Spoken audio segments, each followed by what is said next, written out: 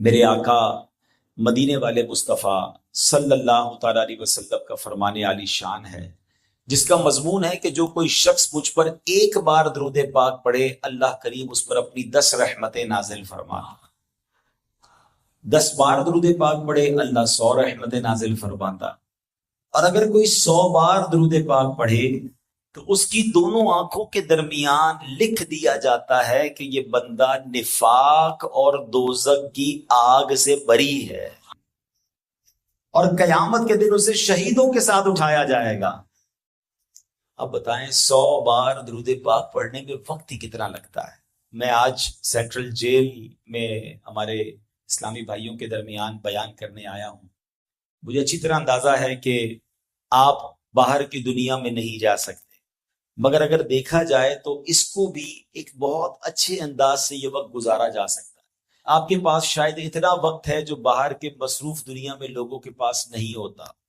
آپ چاہیں تو اسی قید کو، اسی مشکل وقت کو اپنے لیے جنت کا سامان بنا سکتے ہیں۔ وہ کیسے کہ اگر آپ روزانہ ہزاروں بار درود پاک پڑھ لیں، ہزاروں بار اللہ کا ذکر کر لیں، ہزاروں بار کلمہ پاک پڑھ لیں۔ ابھی آپ سب نے مل کر بلند آواز سے کہا سبحان اللہ، ذرا پھر کہیے سبحان اللہ۔ کتنی دیر لگی؟ 2 سیکنڈ، 3 سیکنڈ۔ سبحان اللہ کہنے میں اتنا وقت لگتا ہے نا، 1 سیکنڈ لگتا ہے، مگر اس 1 سیکنڈ میں آپ نے پتہ ہے کیا کمایا؟ میرے آقا مدینے والے مصطفیٰ صلی اللہ تعالیٰ علیہ وسلم کا فرمان ہے، جو ایک بار سبحان اللہ کہے جنت میں درخت لگا دیا جاتا، ایک بار الحمدللہ کہے جنت میں درخت لگ جاتا ہے، ایک بار اللہ اکبر کہے جنت میں درخت لگ جاتا ہے۔ اب آپ بتائیں اتنا آسان جنت میں درخت لگانا؟ سبحان اللہ۔ علماء کہتے ہیں جس کے جنت میں باغات ہوں گے اسے جنت میں جانے بھی تو دیا جائے گا نا۔ اگر آپ یہاں رہ کر اللہ کا ذکر کر کے، درود پاک پڑھ کے، اللہ کی بارگاہ میں خوب دعائیں کر کے، توبہ کر کے، اگر قضائے عمری باقی ہے تو وقت ہے، نماز کی پابندی کے ساتھ ساتھ پچھلی نمازوں کی بھی قضا کر کے، یعنی کمال یہ ہو جائے کہ جب آپ قید سے باہر نکلیں انشاءاللہ تو نامہ اعمال میں کروڑوں نیکیاں جمع ہو سکتی ہیں۔ تو قرآن سیکھ لیں، آپ علم دین سیکھیں، الحمدللہ۔ اس سے اچھی کیا بات ہوگی کہ بعض اوقات بعض بزرگوں نے جن کی تاریخ پڑھیں تو کسی وجہ سے انہیں مظلوم ہونے کے باوجود جیلوں میں ڈال دیا گیا، تو انہوں نے وہ جو جیل کا وقت تھا وہ ضائع نہیں ہونے دیا، انہوں نے کتابیں لکھ دی اس کے اندر، جیل کے اندر رہ کر کتابیں لکھی، جیل کے اندر رہ کر زیادہ علم دین سیکھ لیا، اور جب وہ باہر آئے تو ان کی زندگی اور بہتر ہو گئی۔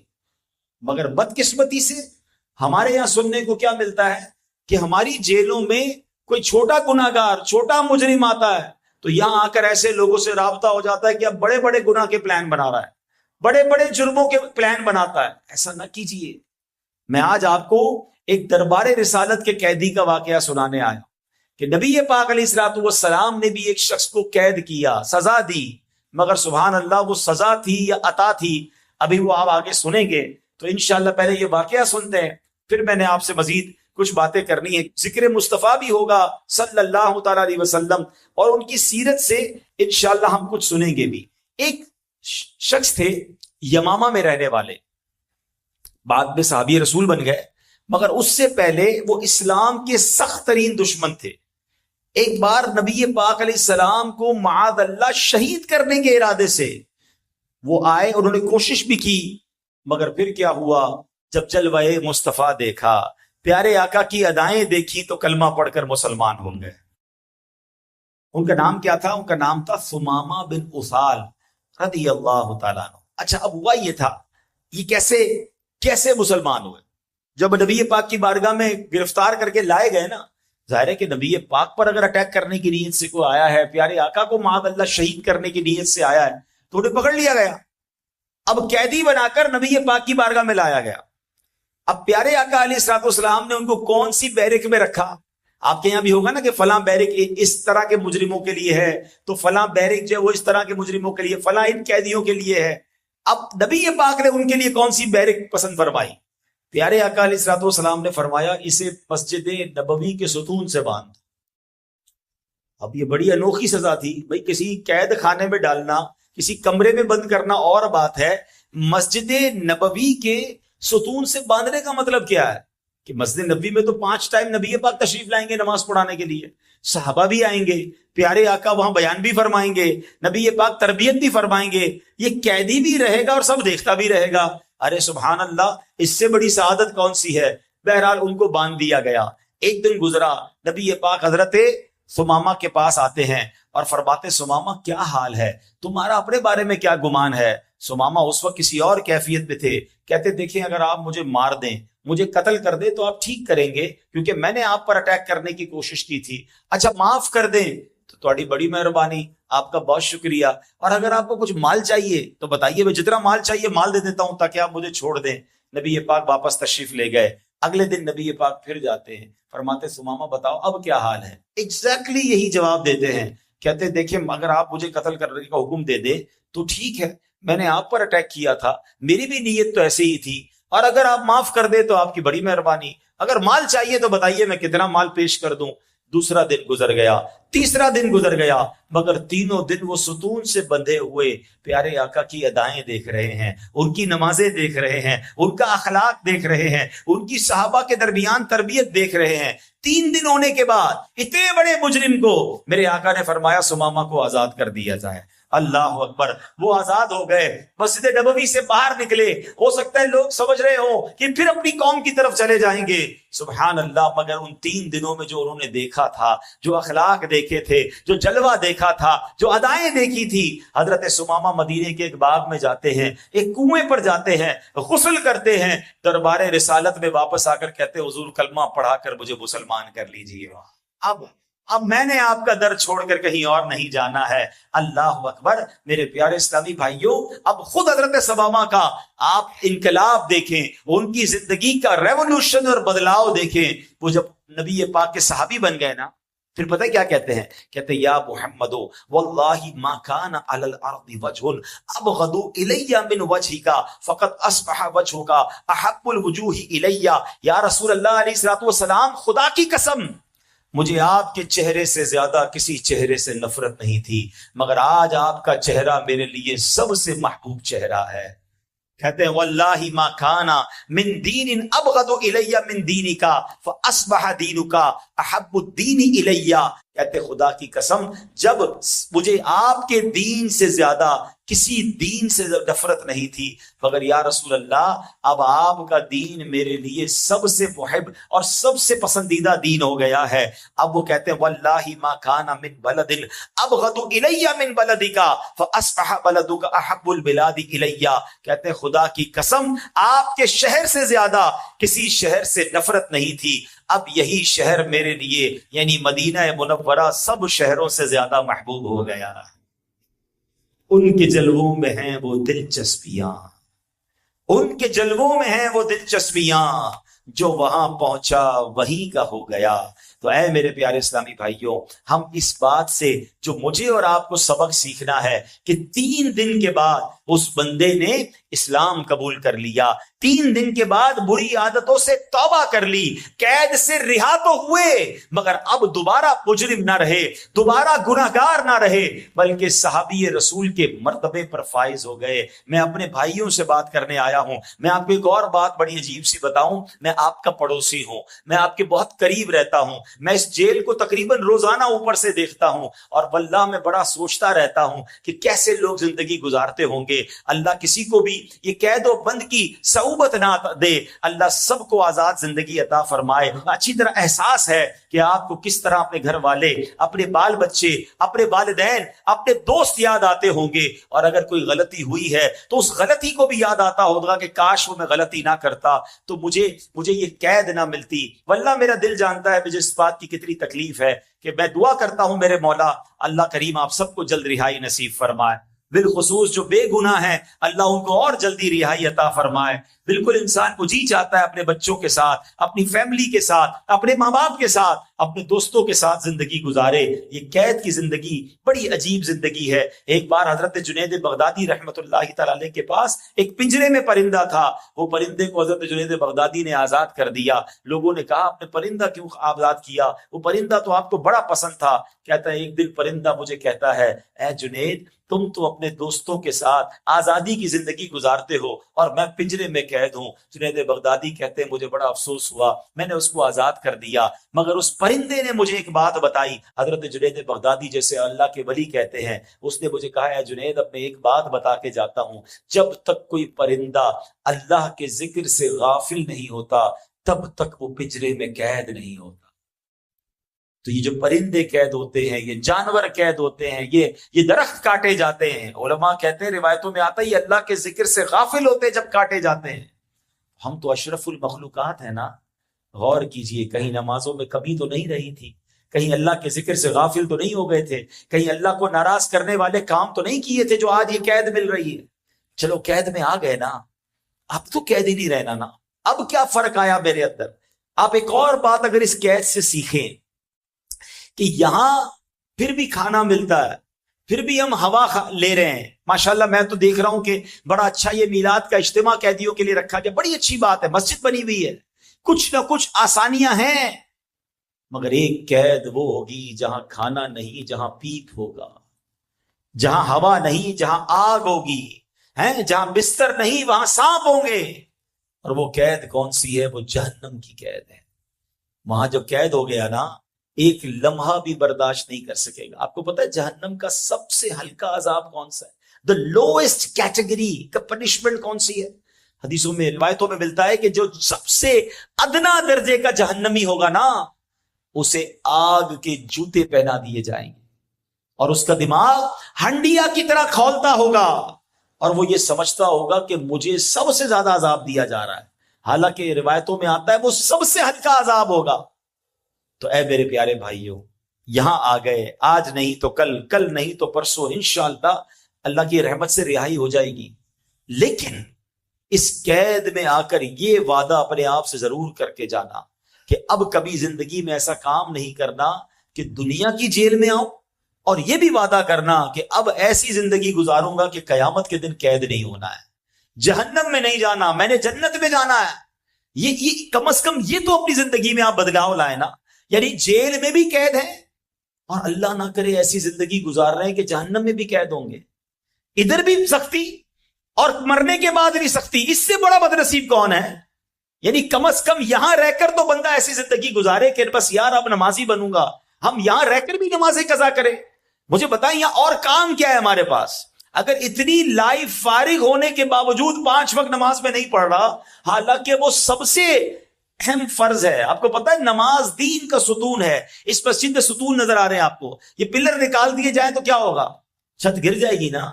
ہماری دین کا ستون کیا ہے؟ وہ نماز ہے. نماز پیارے آقا علیہ السلام کی آنکھوں کی ٹھنڈک ہے, نماز مومن کی معراج ہے. نمازی کو نبی پاک علیہ السلام کا دیدار ہوگا قبر میں, اور سنو انشاءاللہ قیامت کے دن اللہ کا بھی دیدار کرایا جائے گا. اتنی انعام نمازی کی. آپ نمازی بنے, آپ دیکھیں آپ کے کام آسان ہو جائیں گے.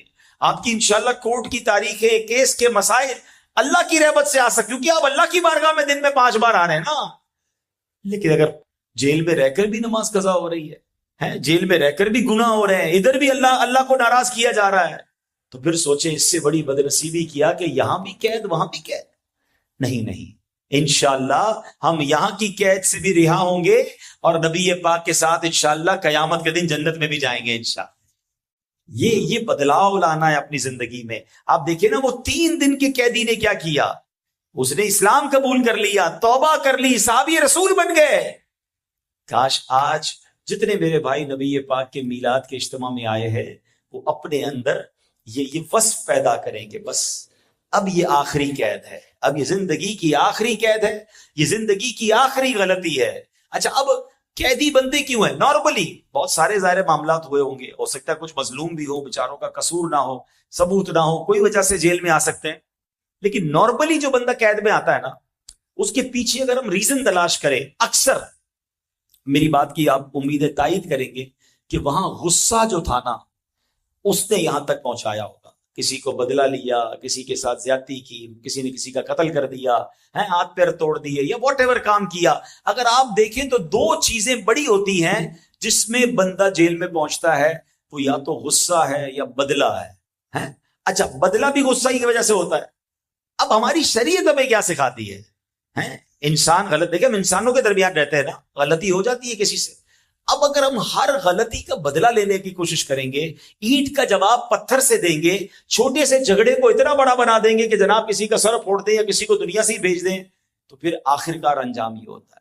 حالانکہ میرے دین یہ سکھاتا ہے، میرے آقا علیہ السلام کی بڑی پیاری حدیث ہے، نبی پاک فرماتے ہیں جس کا مضمون ہے کہ جو یہ چاہتا ہے کہ اس کا حساب آسانی سے لیا جائے اور اللہ اس کو جنت عطا فرمائے، وہ 3 کام کر لے اور قیامت کے دن حساب بھی آسان ہو جائے. اس سے بڑھ کر اور کیا چاہیے؟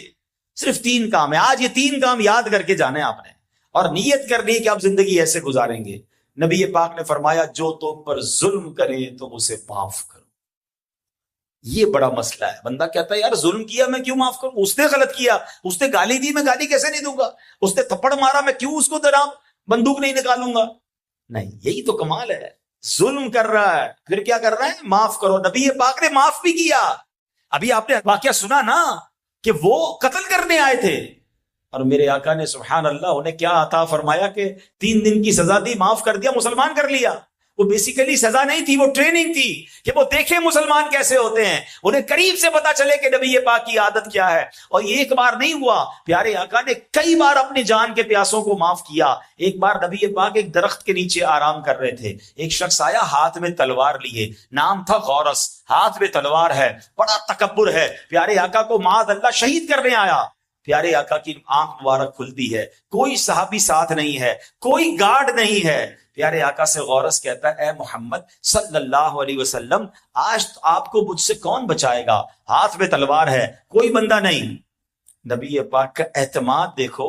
آقا علیہ السلام نے فرمایا اللہ. اب حبیب اللہ کی زبان سے اللہ کا نام نکلا تو کیسا نکلا ہوگا؟ کہتے وہ غورس کانپنے لگا، تلوار گر گئی. سبحان اللہ، نبی پاک نے وہ تلوار اٹھا لی. فرماتے غورس اب تمہیں مجھ سے کون بچائے گا؟ تھوڑی دیر پہلے غورس کہہ رہا تھا نا، اب پیارے آقا فرما رہے ہیں اے غورس تمہیں کون بچائے گا؟ غورس کہتا ہے آپ تو کریم ہیں، آپ تو معاف کرنے والے ہیں، آپ مجھے معاف کر دیں تو بڑی مہربانی. پیارے آقا نے اسے معاف فرما لیا. نبی پاک نے ایسے اسلام پھیلایا. ہم کہتے نہیں جناب میں جب تک بتاؤں گا نہیں میں کون ہوں. مجھ سے بدتمیزی، میرے ساتھ زیادتی، اب میں اس کو ٹھیک کر کے بتاؤں گا، 7 نسلوں کو نہیں چھوڑوں گا. ہو سکتا ہے ابھی بھی جیل میں کوئی ایسا ہو جو تیاری کر رہا ہے بس قید سے نکلوں پھر بدلا لوں گا. کب تک جلو گے یار اس بدلے کی آگ میں؟ کب تک یہ چلتا رہے گا؟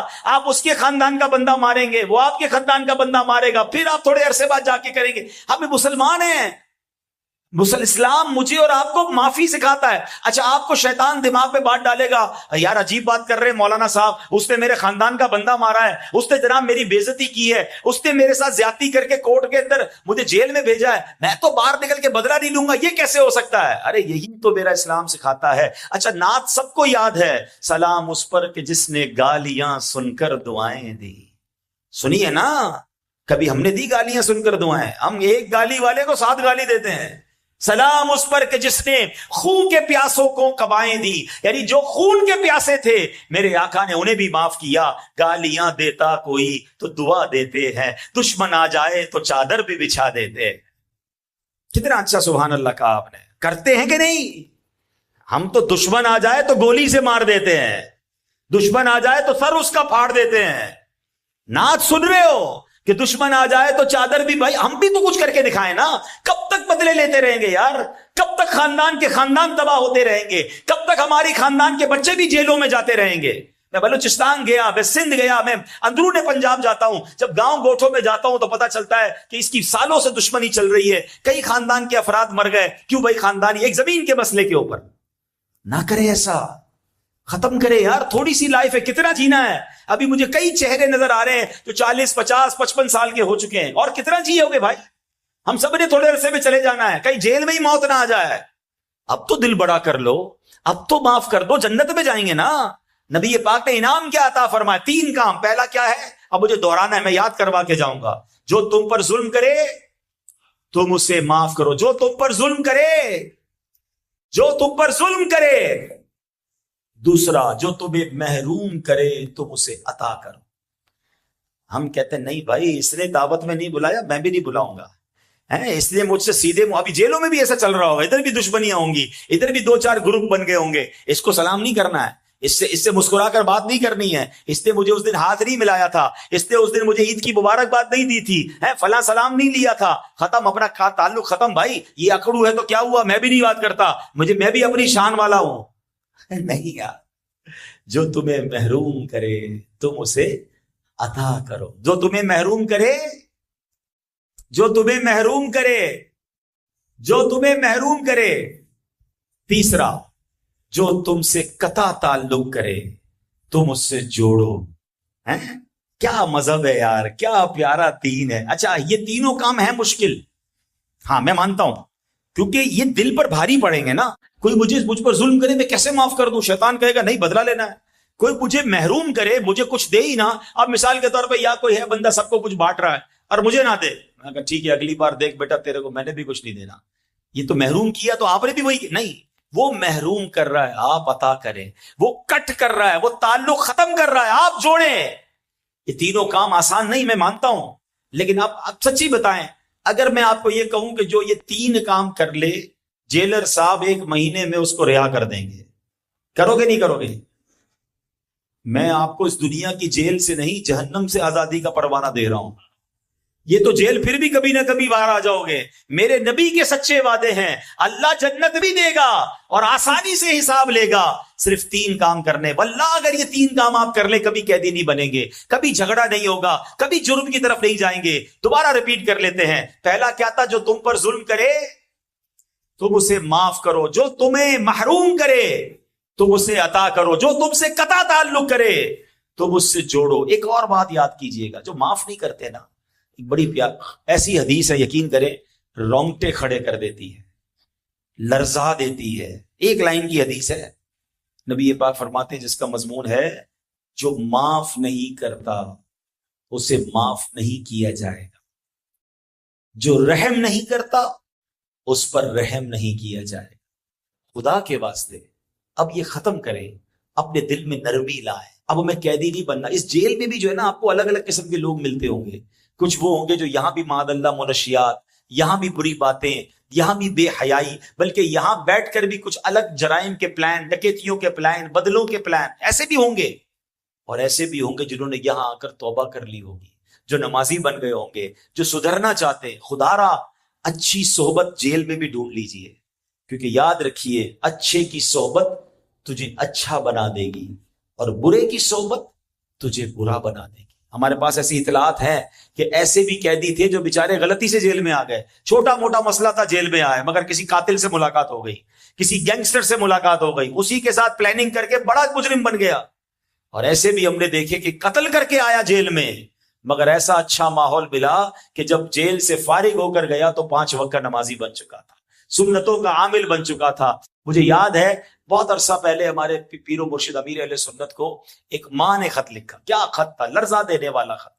کہتی میرا بیٹا ایسا تھا کہ وہ جرائم پیشہ افراد کے ہتھے چڑھ گیا, میرا لال تھا, میری آنکھوں کا تارا تھا, مگر اب روز ہر ہفتے 10 دن بعد پولیس ہمارے گھر آتی تھی, گھر پہ چھاپے لگتے تھے, بچہ فرار رہتا تھا. میں بوڑھی ماں پریشان رہتی تھی کہ میرے بچے کو کیا ہو گیا ہے, کس صحبت میں پڑ گیا ہے, کبھی چوری کرتا, کبھی ڈکیتی کرتا, کبھی منشیات. ہر تھوڑے دنوں بعد اس کو پولیس اٹھا کے لے جاتی, پھر کبھی چھوٹ کے آتا, پھر پولیس چھاپے مارتی. پورے محلے میں ہم بدنام ہو گئے, میری بچیوں کی رشتوں میں رکاوٹ, میرے خاندان میں میری عزت کا بیڑا غرق ہو گیا. میں اللہ سے دعائیں کرتی رہتی, یا اللہ یہ کون سی مجھے سزا مل رہی ہے, یا اللہ میرے بچے کو نیک بنا دے. کہتے ایک دن پولیس آئی اور بچے کو اٹھا کے لے گئی. میرا بچہ جیل کے اندر چلا گیا, کئی سال جیل میں رہا. اب میں بھی اپنے بچے کو بھول گئی کہ چلو اپنی زندگی سکون میں آ گئی. کہتی کچھ عرصے کے بعد دروازے پر دستک ہوتی ہے, دروازہ کھولتی ہوں تو دیکھتی ہوں میرا بیٹا آیا ہے, مگر چہرے سے نور چھلک رہا ہے, چہرے پہ داڑھی ہے, پیشانی جو ہے چمک رہی ہے, سر پر ٹوپی ہے. میں نے کہا بیٹا یہ تمہیں کیا ہو گیا, تم تو جیل میں گئے تھے. کہتا ہے ماں جی بس پیر آتے ہی میرے قدموں میں گر گیا, میرے پیر چومے, مجھ سے معافی مانگی کہ میری والدہ مجھے معاف کر دو, میں نے بہت تکلیف آپ کو پہنچائی ہے, آئندہ کبھی آپ کو دکھ نہیں دوں گا. ہونا تو یہ چاہیے تھا میں آپ کو خوشیاں دیتا, میں آپ کو دکھ دیتا رہا. وہ بیٹا روتا رہا. وہ کہتی میں بھی ماں تھی, بیٹے کو سینے سے لگایا اور میں بھی روتی رہی. اب جب گھر میں سوئے, رات میری آنکھ کھلی تو بیٹا بستر پر نہیں تھا. کہتی اب میں لرز گئی کہ پھر رات بھاگ گیا، پھر چلا گیا منشیات کے لیے، پھر چلا گیا کسی واردات کے لیے۔ مگر ماں کہتی جب کمرے سے باہر آئی تو صحن میں عجیب منظر دیکھا کہ جہاں نماز بچھی ہے، تہجد کا وقت ہے اور میرا بیٹا تہجد پڑھ رہا ہے اور رو رو کر اللہ کی بارگاہ میں اپنے گناہوں کی معافی مانگ رہا ہے۔ میں حیران ہو گئی کہ وہی میرا بیٹا جو جمعے کی نماز بھی نہیں پڑھتا تھا اور آج تہجد ادا کر رہا ہے۔ وہ ماں کہتی میں آگے بڑھی، میں نے اپنے بیٹے کو سینے لگایا، رات دیر تک ہم ماں بیٹا روتے رہے، اللہ سے مانگتے رہے۔ اللہ اکبر۔ وہ ماں بتاتی ہے کہ جب میں نے بیٹے سے پوچھا بیٹا یہ انقلاب کیسے آیا، یہ بدلاؤ کیسے آیا، تم تو جیل میں گئے تھے۔ سبحان اللہ۔ وہ ماں کو بیٹا بتاتا ہے ماں جی گیا تو جیل میں تھا، مگر جیل میں دعوت اسلامی کا ماحول مل گیا تھا، دعوت اسلامی والے مجھے مل گئے، انہوں نے مجھے قرآن پڑھایا، انہوں نے مجھے سنتیں سکھائیں، انہوں نے مجھے زندگی کا مقصد بتایا، انہوں نے سمجھایا کہ قید میں آنا اور جرم کرنا یہ ہماری منزل نہیں، ہماری منزل تو انشاءاللہ اللہ کی رضا پانا ہے اور جنت میں جانا ہے۔ ماں اب میں کبھی گناہ نہیں کروں گا، اب میں ساری زندگی آپ کی خدمت کروں گا۔ اس ماں نے امیر اہل سنت کو جو خط لکھا میں نے اس کا خلاصہ بیان کیا ہے، اور وہ کہتی ہے اللہ سلامت رکھے دعوت اسلامی والوں کو، اللہ خوش رکھے کہ جنہوں نے میرے قیدی اور مجرم بیٹے کو، جس بیٹے کی وجہ سے پورے محلے میں میری آنکھیں شرم سے نیچے ہو جاتی تھی، میرے بیٹے کو انہوں نے وہ عزت کا تاج عطا کیا۔ تو اے میرے پیارے بھائیوں، آج یہی پیغام لے کر میں آپ کے پاس آیا ہوں۔ آپ کی ماں انتظار کر رہی ہے، آپ کا والد آپ کی راہ دیکھ رہا ہے، آپ کے بیوی بچے آپ کی انتظار میں بیٹھے ہیں، آپ کے دوست آپ کے ساتھ وقت گزارنا چاہتے ہیں۔ خدا را زندگی کو بدل کر جائیے، خدا را اللہ سے توبہ کیجئے، اور ایک بات یاد رکھیے، اگر آپ نے قید میں رہ کر رب کو راضی کر لیا تو میرے رب کے لیے کوئی مشکل نہیں آپ کو جیل سے رہا کرنا۔ ہو سکتا ہے آپ میں سے کوئی سوچتا ہو میرا کیس بڑا ہے، میری قید بڑی ہے، میرا کوئی حامی نہیں ہے۔ آپ دنیا کے اسباب کو نہ دیکھیں، یقیناً آپ کی مشکل آپ کے لیے بڑی ہے، میرے رب کے لیے بڑی نہیں ہے۔ اگر اللہ چاہے تو میرا رب وہ ہے جو حضرت یوسف کو اندھیرے کنویں کی قید سے نکال کر مصر کا بادشاہ بنا سکتا ہے۔ میرا رب چاہے تو حضرت یونس کو مچھلی کے پیٹ سے نکال سکتا ہے۔ میرا رب چاہے تو حضرت ابراہیم کے لیے اتنی بڑی آگ کو باغ بنا سکتا ہے۔ میرے رب نے حضرت موسیٰ کے لیے راستے بھی تو نکالے تھے نا، دریائے نیل میں۔ رب تو وہی ہے نا، اللہ تو حضرت موسیٰ کا جو رب تھا وہی میرا رب ہے، جو حضرت یوسف کا رب تھا آج بھی وہی رب ہے۔ بس مجھے اللہ پر بھروسہ لانا ہے، مجھے اس رب کو صحیح طریقے سے پکارنا ہے۔ واللہ آپ حیران ہو جائیں گے کہ یہ راستہ بنا کیسے، میں جیل سے رہا کیسے ہوا، میرے مشکلیں آسان کیسے ہوئیں۔ بس شرط یہ ہے کہ ہمیں اللہ سے محبت کرنی ہے، اللہ سے دوستی کرنی ہے، اللہ کو راضی کرنا ہے۔ کیا خوبصورت بات شاعر مشرق لکھتے ہیں، اگر آج بھی ہو ابراہیم سا ایمان پیدا، کنڈیشن ایک ہی ہے، ہاں ایمان وہ والا چاہیے۔ میں نے کہا اللہ تو وہی ہے، اللہ معاذ اللہ تھوڑی بدل گیا ہے، وہ تو وہی ہے، ہمارا دل بدل گیا ہے، ہمارا انداز بدل گیا ہے۔ اگر آج بھی ہو ابراہیم سا ایمان پیدا، آگ کر سکتی ہے انداز گلستان پیدا۔ آج بھی آگ باغ بن سکتی ہے اگر ایمان حضرت ابراہیم والا آ جائے۔ تو اے میرے بھائیوں، بڑے درد دل کے ساتھ، واللہ بڑی ہمدردی ہے مجھے آپ سے، اللہ کرے کہ آپ جلدی جلدی اپنے گھر والوں کے ساتھ زندگی گزاریں، سکون کی زندگی گزاریں، لیکن بس اللہ سے اب وعدہ کر لو کہ یا اللہ اب زندگی تیری رضا والی گزرے گی۔ اب نیت کریں کہ آج کے بعد کوئی نماز قضا نہیں ہوگی، آج کے بعد کسی سے بدلہ نہیں لوں گا، معاف کر دیں۔ ہاں آپ معاف کریں اور اللہ سے کہیں نا یا اللہ میں بندہ ہو کر میں نے بندوں کو معاف کیا، اے اللہ تو سب سے بڑا معاف کرنے والا ہے۔ آخری واقعہ سنا کر اپنی گفتگو ختم کرتا ہوں، باتیں تو مجھے آپ سے بہت کرنے کو جی چاہتا ہے، اور میں انتظار میں تھا کہ کب میں اپنے قیدی بھائیوں سے بات کروں گا۔ اور میں آپ کو بتاؤں کہ ایک شخص تھا، اس کی زوجہ نے ایک بار کھانا بنایا اور اس کھانے میں اس نے نمک بہت ڈال دیا، زیادہ نمک ڈال دیا۔ اب اس کو بڑا غصہ آیا۔ ہو سکتا ہے یہاں بھی ایسے شیر ببر بیٹھے ہوں کہ جب گھر والے کھانا صحیح نہ بناتے ہو تو پلیٹ پھینک کے منہ پہ مارتے ہوں، عورت بیچاری پر ظلم کرتے ہوں۔ سنو اس نے کیا کیا، اس کو جی بڑا چاہا کہ میں یہی پلیٹ جو ہے عورت کے منہ پہ مار دوں یا اس سے بدلہ لوں، غصہ کروں اپنی بیوی پر۔ کہتا ہے اچانک اس کو خیال آیا کہ یار میری بیوی نے آج کھانا صحیح نہیں بنایا، مجھے اس کو پنش دینے کا، اس کو سزا دینے کو جی چاہ رہا ہے۔ میں تو روز اللہ کی نافرمانی کرتا ہوں، اللہ تو مجھے سزا نہیں دیتا۔ کہتا ہے یہ سوچ کر میں نے اپنی بیوی کو کچھ بھی نہیں کہا، چپ چاپ کھانا کھا لیا۔ بظاہر بہت چھوٹا سا عمل ہے نا، مرنے کے بعد اس کو بتایا گیا کہ اس دن جو تو نے میری بندی کو بندہ ہو کر معاف کر دیا تھا، جا میں تو سب سے بڑا معاف کرنے والا ہوں، میں نے تیرے سارے گناہ معاف کر دیے۔ ایک معافی پر اللہ نے اسے معاف کر دیا۔ آپ بھی کرو نا معاف، آپ بھی دل بڑا کر لو، انشاءاللہ بڑا کرم ہوگا۔ میرے رب سے دعا ہے ہم سب کی مشکلوں کو آسان فرما، ہم سب کو اللہ اپنا پسندیدہ بندہ بنا لے، اللہ دنیا کی قید سے بھی آزاد کر دے، آخرت کی قید سے بھی آزاد کر دے۔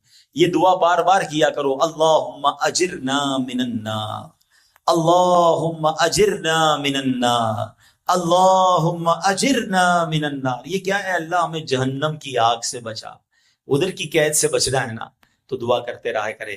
اللہ پاک عمل کی توفیق عطا فرمائے، آمین بجاہ النبی الامین صلی اللہ علیہ وسلم۔ الحمدللہ رب العالمین والصلاة والسلام علی خاتم النبیین۔